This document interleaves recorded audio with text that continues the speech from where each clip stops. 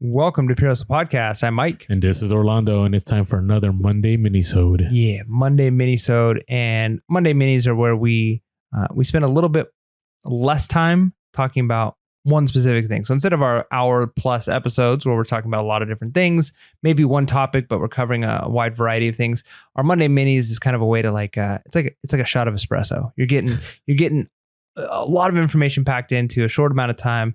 So we love all of you guys who are over here on our YouTube watching these. If you're not listening to the long form podcast, make sure to subscribe on wherever you listen to podcasts. You can also watch them on YouTube. And we go into a lot more detail and discussions over various parts about reselling. But today we are going to be talking about why eBay is really the best place for starting reselling. So now maybe you're a veteran reseller, you've been reselling for a long time, or maybe you're brand new. And so you're like, where do I start? I think this episode will still be relevant to you. And if there's anything we missed, if you maybe have some complaints about eBay, let us know in the comments below. No. What are you opening up here? If you've got some things that we didn't talk about, why it's good to use eBay, let us know in the comments below. And if we missed anything, maybe there's another platform that, depending on what niche you're in, that you could point people towards, let us know in the comments below. We appreciate the community. So we're open to the discussion. But now, one of the reasons we decided to do this episode is because we've been kind of rough on eBay, and eBay, it's been well deserved. No, we haven't been rough on eBay. I don't know, man. You're like eBay sensitive. Like you're worried that they're listening and that at some point that an executive at eBay is going to be like, I used to like Orlando, and now I don't because he said something bad about us. That's not happening. No, I just don't want people to steer away, because I do believe eBay is the platform. Like, as far as secondary goods, if you want to sell new goods, you can jump on Amazon and you'll make a killing. But there's a whole lot of hoops to jump through and a learning curve. So let's talk about why eBay. All right. First of all, in the secondary market, it has the largest amount of sellers of any platform. Sellers and buyers, right? It's 187 million based on the last stat.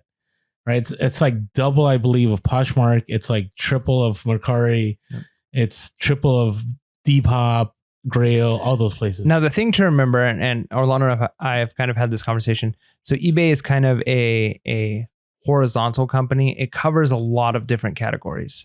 It covers basically anything you can possibly think of to buy. You can get it on eBay. So those numbers can be a little bit skewed because you think, oh, there's this many buyers on eBay. But if you're in a niche, like you're really focused on like vintage toys, or you're really focused on vintage clothing, or you're really focused on like there's a specific niche you're in, there might be another platform that actually has more buyers in that specific category.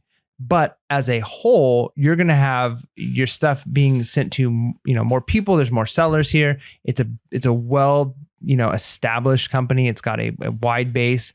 There's flaws in the system, but for the most part, things are going to work well. Things are tried and true. People understand how to use the system, what's going to happen when you do certain things, and how to do returns. All that stuff has been figured out. You don't have to worry about, is this company going to go under in a few weeks? It's established. It's good to go. And especially if you're new to reselling, you're probably not niched down into one of those things where you'd be better on Depop yet. Maybe you are. There are some people who start that way, but you're probably like, hey, I've got this thing in my closet, and I found this thing at a garage sale, and I found this other thing at a thrift store, and all three things aren't related in any way, shape, or form other than they can turn a profit. And so eBay is a great place to do that. And so, for example, eBay, like a lot of people talk about, well, I should set up my own Shopify, or I should do my own website, or I should go on Facebook Marketplace. But eBay takes care of the traffic for you. And this is why I'm a strong proponent of going to eBay. Yeah, you can set up your own website, but you're going to be spending all kinds of money trying to drive traffic there.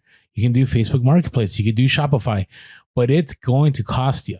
Where on eBay, all the traffic is already there. Number one, it's already a platform that a lot of people know about, right? Hey, I need to find this item, go on eBay, right? If it's a new item, they'll go on Amazon. If it's a secondary item, they're going to go on eBay, okay?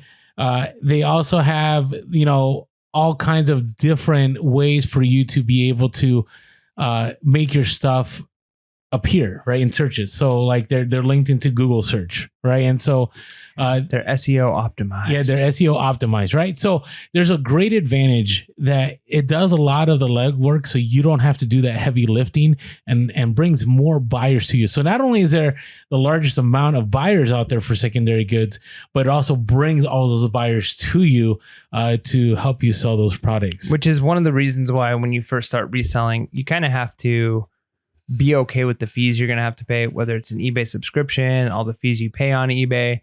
At first, it can seem like, man, they're taking a good percentage of all of my sales. But once you figure all the things they're doing for you, they're doing a lot of the marketing for you. They're bringing traffic to your item. All of the things that if you were to have your own website or to try and get this stuff out there on your own, you're going to be paying more than that. Or if you had a brick and mortar store, think about the electricity you'd pay, the water you'd pay, the rent you'd pay, all the things, all your overhead it would be significantly higher. So yeah, eBay is a thing, but compared to when you really start to consider what they do offer you. Now, if you've been a seller for a long time, you might have gripes of like they used to offer this and now they don't, or they need to change the structure. But when you're first starting out, just kind of have the recognition that there are going to be fees. But overall, the reason there's still so many sellers on eBay is the fees are reasonable. There's some that can be questionable, but overall, they're reasonable. People would stop selling on there if it wasn't worthwhile. Agreed. Now, eBay, and Mike might disagree with me here, but I think eBay offers the best seller protection out of all the platforms. And this is why I say this. If you have an issue on Poshmark, it's like incredibly difficult to get a hold of anybody. If you have an issue on Mercari, it's even more difficult to get a hold of anybody, right? If you end up, on some other site that isn't even as popular as those, good luck, right? Facebook Marketplace, good luck. Right? But maybe the way of thinking about it is, because if we're talking about seller protections, we're probably thinking of things like, hey, the customer's doing this return, or I feel like I've been scammed, but if you're selling, for instance, if you're comparing it to Facebook Marketplace, hey, you bought this VCR from me, here it is, you give me the cash, you drive away. No, I'm not talking about local. I'm talking about if you do it online, like people buy for shipping and all that. Yeah, fair enough. Right now with eBay, right, I can ship internationally through their global shipping program. It gets to Kentucky, I don't have to worry about it. Right, it's done. For the most part, the protections are there. If I'm a top-rated seller, so for example, this last week, man, it made me so sad. I sold a sweet Harley leather jacket, and the person got it, and they said it didn't fit. They shipped it back, and man, as soon as I opened that box, what do you think I smelled? Cigarette smoke? Oh, dude, I felt sick. Right. And again, I smoked a cigar here too. Like I'm not against it, but for me, like that's not how I sent it. Okay. And so I get it back and I'm like, this is pretty bad. And so I'm a top rated seller on eBay and I offer free returns. And so I gave them a 50% return. And I also did not give them money back on their shipping. Right. And so they opened the case against me, and eBay didn't even contact me. They resolved the case in my favor, and they refunded the buyer the other amount.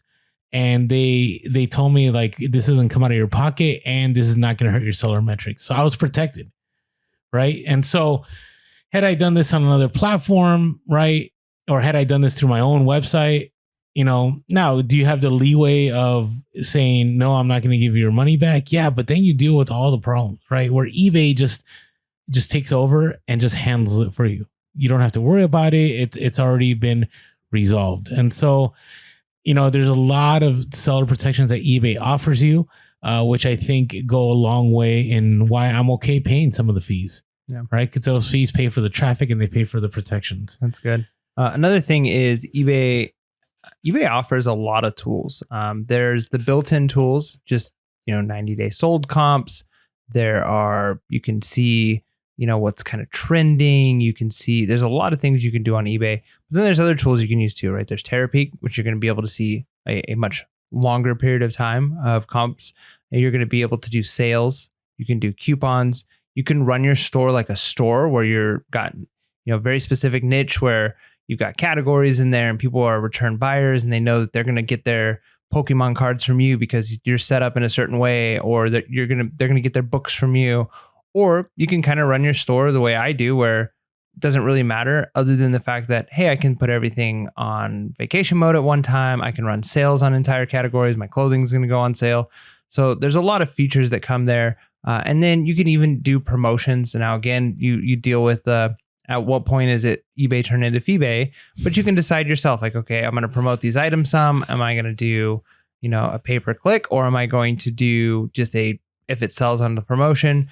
And those are cool features to have that I feel like maybe sometimes can nickel and dime you, but you're in control of that. If you're being successful and you're not using those promotions, or if you recognize, hey, maybe I should run a sale, or I should offer coupons, or I should promote maybe 1% more. If you're getting 10% more sales because you've increased your promotion percentage by 1%, that's a win. That's still net profit for you. So those are a lot of features that are available on eBay where, other platforms, the features either they don't exist entirely, or there's just a lot of other hoops you're jumping through, right? You don't have to worry about sharing on eBay in order to get the algorithm going. You do have to post, but it's got a lot of tools. It's got a lot of features, and the features for the most part are relatively simple. If you're trying to sell on Amazon, FBA, or even, merchant fulfilled, you have to pay for a lot of those tools. Yeah, there's a lot of tools, and even the learning curve is so much steeper than it is on eBay. So the tools are there and relatively simple and intuitive. And again, what I'm going to say here, some might disagree, but I do think it's the most seller centric.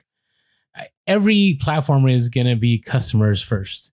And they should be. You want them to be, because they are the people that are paying for your items. But, I find that eBay's, they're not going to do everything that sellers want, but every month they're holding seller events. They have their eBay for Business podcast. They do their eBay Open.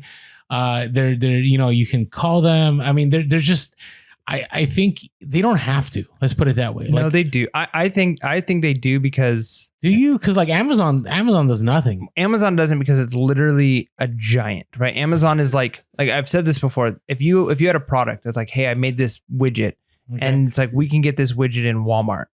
You're like, yes, done. All right, you're only going to make 20% profit on it. Still done, right? I can get it on shelves in every Walmart. You're happy with whatever they do, even if they're kind of like, we're going to mostly control this, but you're still going to be a millionaire. Sweet. That's Amazon. eBay, they're acting like a broker. They're kind of in the middleman between a seller and a customer. So really, eBay's customers are the sellers. Now, you have to bring customers in order to make the money. But where are they making the money, right? They're making the money off the fee that we pay on the items. Correct. So their bottom line comes from our store fees, the fees we pay to list, the fees that we pay to promote, the fees we pay. So their money, if you think about that, their customers, they kind of have two customers. The seller is a customer, the customers are customers. But as far as where their money comes from, now they have to bring customers in order for their customers, the sellers, to be there. So it's like, the customers are almost like the product, and we, the sellers, are the customers. Yeah, but I also think like eBay doesn't have to do anything. And the reason I say that is eBay could just rely on big sellers. Remember, like the secondary market's only 20% of the items on eBay. They really don't need us. Honestly, I know if any company took a 20% loss though. Yeah, but if eBay never held another event, I would still sell on eBay. If eBay like never did, seller check-in or eBay Open, I would still sell on eBay. Why? Because of all the reasons I said before. Right? So I know we can agree to disagree. Let us know. What a great way to end the minisode. That's right. Let that know. Hey, we always got to keep it real, right? So with that being said, make sure to be real, be relevant, and be reselling late. Peace.